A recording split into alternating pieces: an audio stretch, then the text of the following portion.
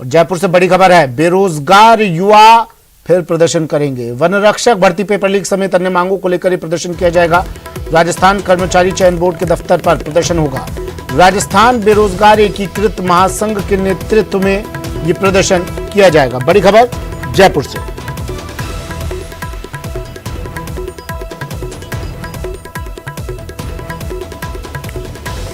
बेरोजगार युवा एक बार फिर से प्रदर्शन की राह पर। वन रक्षक भर्ती पेपर लीक मामले को लेकर प्रदर्शन करेंगे। राजस्थान कर्मचारी चयन बोर्ड के दफ्तर पर यह प्रदर्शन किया जाएगा।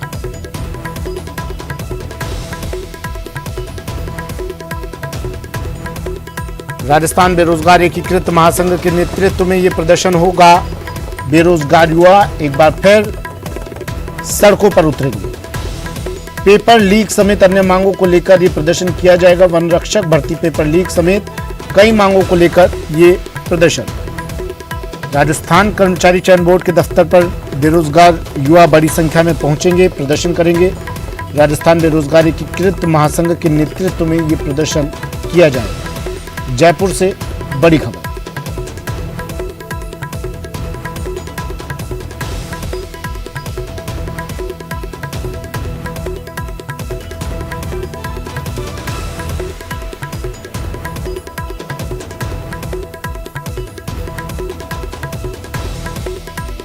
बेरोजगार युवाओं का प्रदर्शन।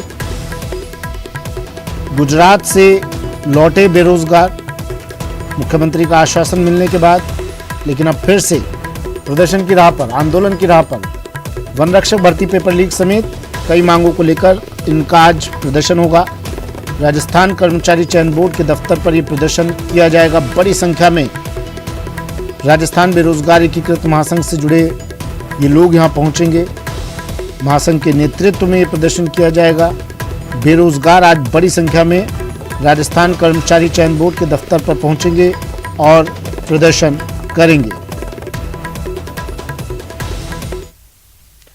रविवार को सरकार ने पेपर लीक होने के कारण वन रक्षक की एक पेपर को रद्द कर दिया, जिसके बाद बीजेपी भी हमलावर हो गई है।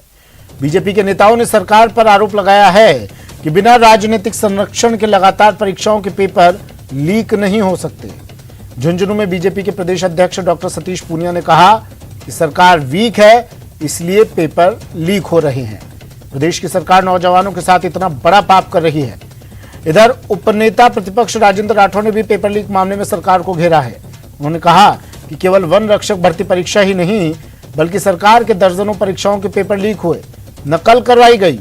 अब वन रक्षक भर्ती परीक्षा रद्द होना सरकार के मुंह पर तमाचा है और बेरोजगारों के साथ खिलवाड़। एक बार फिर साबित हो गया है कि इस सरकार में पेपर माफियाओं की जड़ें गहरी हैं।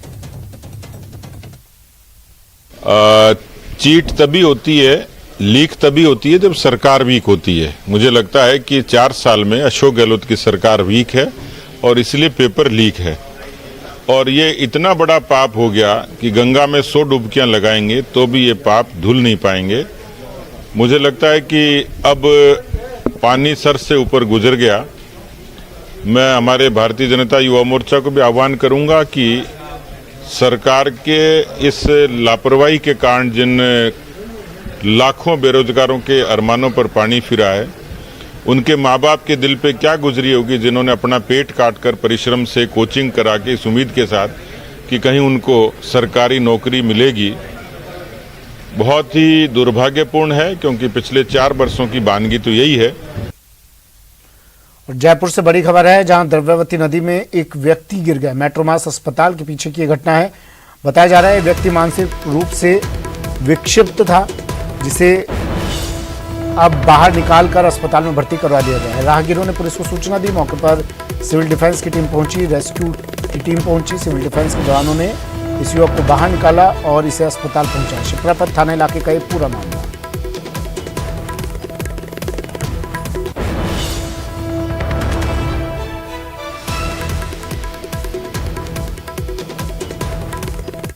कोटा से खबर है, जहां खड़ी गाड़ी में आग लगने का मामला सामने आया। कोटा के मोटर मार्केट में खड़ी गाड़ी में आग लग गई। फायर ब्रिगेड को सूचना दी गई। फायर ब्रिगेड की गाड़ियां मौके पर पहुंची और आग पर काबू पाया गया। जिसकी गाड़ी थी, जो पीड़ित था, उसने कहा कि किसी ने जानबूझकर ये आग लगाई है। आरोप लगाया उसने कि जानबूझकर इस घटना को अंजाम दिया गया है।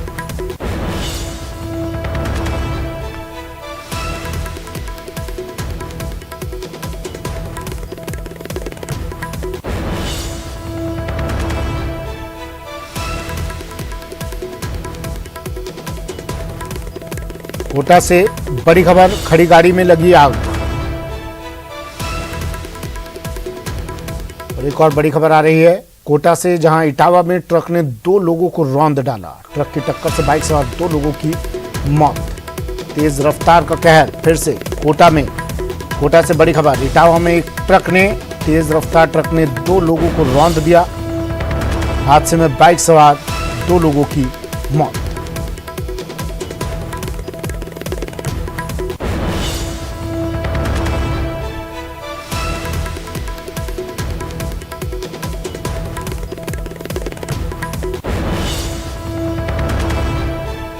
सिरोही से खबर है, सिरोही में बदमाश बेखौफ होते जा रहे हैं। चोरों ने यहां आईडीबीआई का एटीएम ही उखाड़ लिया। सुरक्षा गार्ड को बंधक बनाकर इन्होंने इस वारदात को अंजाम दिया। एटीएम ले जाते वक्त सुरक्षा गार्ड ने शोर मचाया। सुरक्षा गार्ड के चिल्लाने पर ये चोर एटीएम फेंक कर वहां से भाग निकले। सूचना पर रोहिड़ा पुलिस मौके पर पहुंच चुकी है। सिरोही से सहयोगी प्रतीक हमारे साथ फोन लाइन पर जुड़ गए हैं। प्रतीक, कुछ पता चल पाया इन लुटेरों का जिन्होंने एटीएम लूट की वारदात करने की कोशिश की? सुमित, बिल्कुल बताना चाहूंगा कि ये जो घटना जो है सुबह 3 बजे की बताई जा रही है। Madhav university Abu road highway के पास जो आईडीबीआई का एटीएम बना था, वहां पर सुरक्षा कर्मी को बंधक बनाकर जो अपराधियों ने जो है इस वारदात को अंजाम दिया है। एटीएम उखाड़ कर ले गए थे, लेकिन कहीं ना कहीं जो है सुरक्षा कर्मी के चिल्लाने के बाद में, शोर करने के बाद में डर गए। उसके बाद में एटीएम को वहां पर मौके पर ही फेंक कर चले गए। लेकिन पुलिस अभी भी उन आरोपियों की जो है तलाश की जा रही है। सीसीटीवी खंगाले जा रहे हैं और लगातार अपराधियों की पकड़ने के लिए जो पुलिस जो है प्रयत्न कर रही है। जी, क्या कुछ साफ हो पाया एटीएम में कितना पैसा भरा हुआ था और गार्ड से बातचीत हो पाई हो, पुलिस ने पूछताछ की हो, कोई हुलिया बता पाया हो गार्ड इन बदमाशों का? जी बिल्कुल सुमित, यानी कि देखी जाए तो पुलिस ने जो सीसीटीवी खंगाली जा रही है और जो सुरक्षा गार्ड था उससे भी यानी कि पूछताछ की जा रही है और स्केच बनाए जा रहे हैं। और कहीं ना कहीं जो आरोपियों को पकड़ने के लिए जो है पुलिस जो मौके पर तलाश कर रही है। लेकिन कहीं ना कहीं देखा जाए तो एटीएम को पर शोर मचाने के साथ ही इन्होंने किसी जो है वो भाग गए थे। जो किसी प्रकार का जो है वहां से कैश तो उनको मिली नहीं, लेकिन वो एटीएम को मौके पर ही छोड़कर वहां से निकल गए। जी, अच्छा, सीसीटीवी फुटेज में कुछ साफ हो पाया?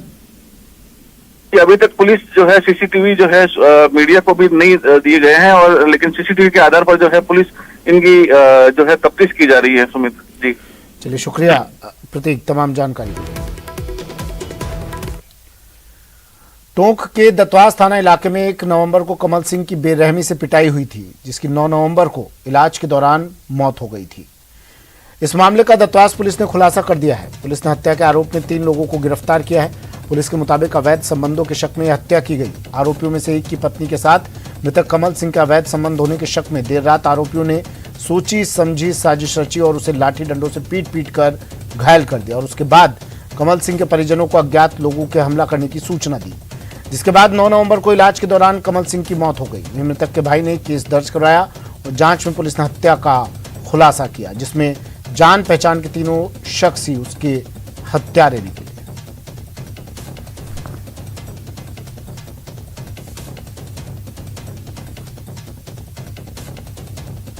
उसी के परिवार के जो है जो कमल सिंह के पास छोटे थे शिवजी लाल और एक बबलू का छोटा भाई युवराज, इन तीनों ने अपने एक षड्यंत्र तैयार किया कि ये बब्बू का या हमारा कहिए कि पूरा परिवार का एक परिवार नष्ट हो रहा है इस संदेह के कारण से। तो कमल सिंह को इससे दूर किया जाए तो ये परिवार में शांति स्थापित हो और ये संदेह दूर हो। तो इन्होंने सबने मिलकर रात को कमल सिंह पर लकड़ से वार करके बार और उसको घायल किया और बाद में वो कमल सिंह की मौत हो गई। जो बुजुर्ग है शोजी राम साय का चाचा, ये कमल सिंह के झोंपड़ी में ही सांस सोता था और इन तीनों ने रात्रि में उसके हाथ पैर वगैरह पकड़कर और उसके बाद सिर पर डंडे से इनकी जब तक कि वो मृत प्राय नहीं हो गया उसको मरा हुआ समझ लिया। उसके बाद इस मारपीट के 2-2.5 घंटे बाद उन्होंने उनके परिवारजनों को सूचित किया कि आप इनके ऊपर किसी ने हमला कर दिया और आप इनको तुरंत हॉस्पिटल ले जाएं। और इनको फिर फिर SMS हॉस्पिटल में भर्ती कराया गया और जहां उनके इलाज के दौरान मृत्यु। जयपुर में आज से मेगा जॉब फेयर आयोजित किया जा रहा है। बिरला सभागार में जॉब फेयर लगा है। 2 दिनों तक रोजगार मेला ये चलेगा। इस रोजगार मेले में देश की नामी कंपनियां शामिल हैं। 10,000 युवाओं को यहां से प्लेसमेंट दिया जाएगा। 30,000 युवाओं ने रजिस्ट्रेशन करवाया है। मुख्यमंत्री अशोक गहलोत दोपहर 4 बजे यहां शामिल होंगे। सुबह 10 बजे से शाम 5 बजे तक ये रोजगार मेला चलेगा।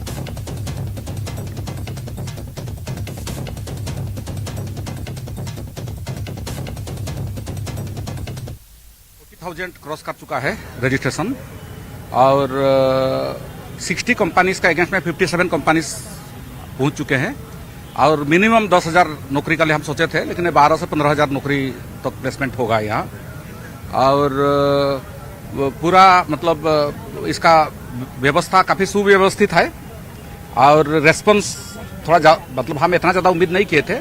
20-25 हज़ार रजिस्ट्रेशन होगा सोचे थे, लेकिन इसका रेस्पॉन्स बहुत ज़्यादा है। इसका 3-4 कारण है। पहला तो कोरोना का बाद ये पहला बड़ा मेगा जॉब फेयर है।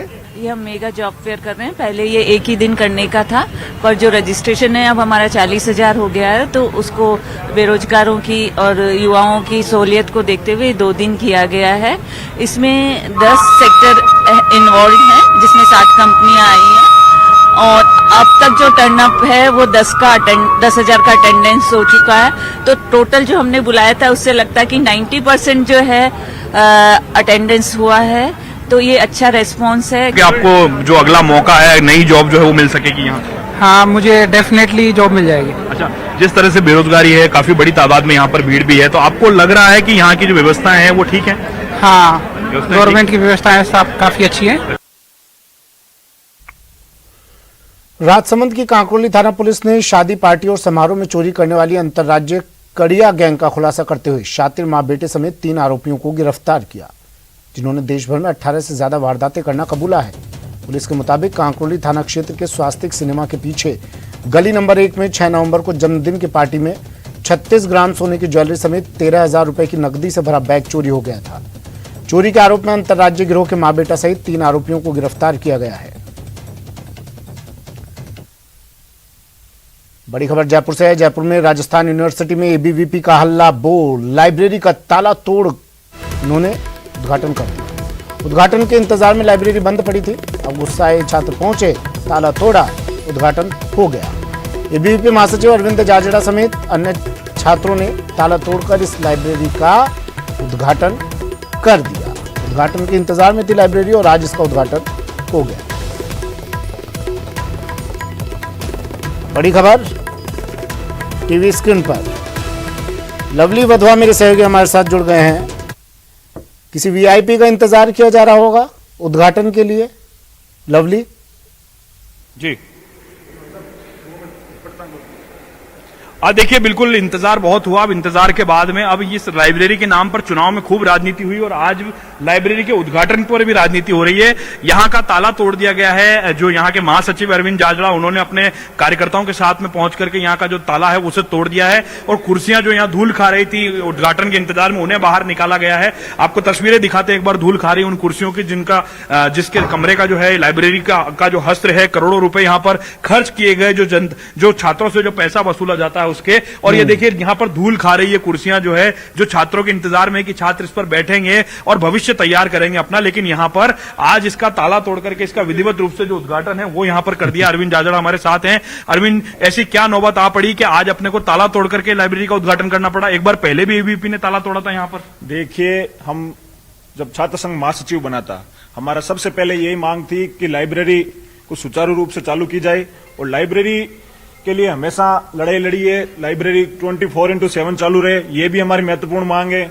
और रही बात ताला तोड़ने की, जब महासचिव शपथ ली उसके दूसरे दिन ही मैंने ताला तोड़ा था और छात्रों के लिए पढ़ाई के लिए लाइब्रेरी का चालू करने के लिए आह्वान किया था। और आज भी यही किया है। 2 महीने तक हमने वेट किया। अशोक गहलोत जी ने टाइम दिया, लेकिन 2 बार उन्होंने आए नहीं। पहले 5 नवंबर का टाइम दिया, फिर उन्होंने 9 नवंबर का टाइम दिया, लेकिन वो समय पर अपना उद्घाटन नहीं कर पाए। देखिए उद्घाटन नहीं हुआ और उसके बाद में इन्होंने यहाँ पर ताला तोड़ा। हम सहयोगी शेर सिंह से कहेंगे आपको यहाँ का एक बार नजारा दिखा देते हैं। ये लाइब्रेरी जो है, कई जो शिक्षा मंत्री यहाँ से निकल गए, कई मंत्रियों ने यहाँ का कार्यकाल देखा, लेकिन उसके बावजूद भी ये इस नवीन पुस्तकालय भवन इसे नाम दिया गया। आप देखिए जो उस समय के राज्यपाल थे कल्याण सिंह, उन्होंने इसको शुरू किया, इसका जो शिलान्यास है वो किया था और 2016 में इसका काम जो था, इसका जो नींव है वो 2016 में शुरू किया गया और 2022 में अब छात्रों को मजबूर होकर के ताला तोड़ करके इस लाइब्रेरी को शुरू करना पड़ा है। हालांकि इस लाइब्रेरी के अंदर अभी व्यवस्थाओं को सुचारू करना पड़ेगा।